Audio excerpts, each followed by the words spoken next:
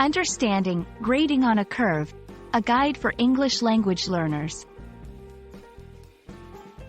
Hello, everyone. Welcome to our latest English language learning video. Today, we're going to explore a common but sometimes confusing phrase in the educational context: grading on a curve. This concept is widely used in educational systems, particularly in the United States, and understanding it can be very helpful for both students and educators. So, let's dive in. Grading on a curve is a method of evaluating student performance in a way that compares students against each other. Instead of using a standard grading scale, like 90% and above is an A, this method adjusts grades based on the highest score in the class.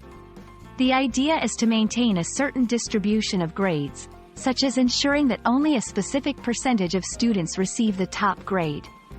It's a relative grading system, which means your grade depends not just on how well you do, but also on how well your peers do. Teachers might grade on a curve for several reasons. 1. To normalize results. Sometimes, a test might be too hard or too easy, skewing the grades.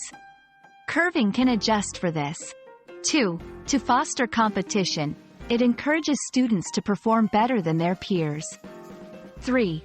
To avoid grade inflation. It ensures that high grades remain indicative of top performance. However, it's important to note that this method has its critics. Some argue that it can create unnecessary competition among students and doesn't accurately reflect individual learning. There are a few different ways teachers can curve grades. 1. The bell curve. This is the most common method. The teacher adjusts grades so that most students fall into the middle range, C's and B's, with fewer students receiving A's and F's. 2. The highest score as 100%. Here, the highest score in the class becomes the 100% mark, and other grades are scaled up accordingly.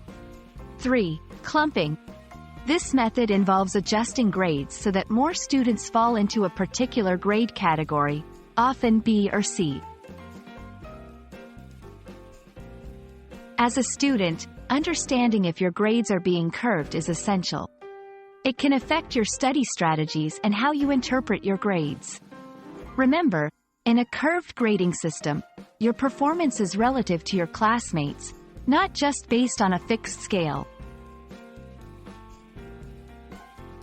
I hope this video has shed some light on the concept of grading on a curve and its implications in the educational system. Remember, whether you're being graded on a curve or not, the most important thing is to focus on your learning and personal improvement. Thanks for watching, and see you in our next video.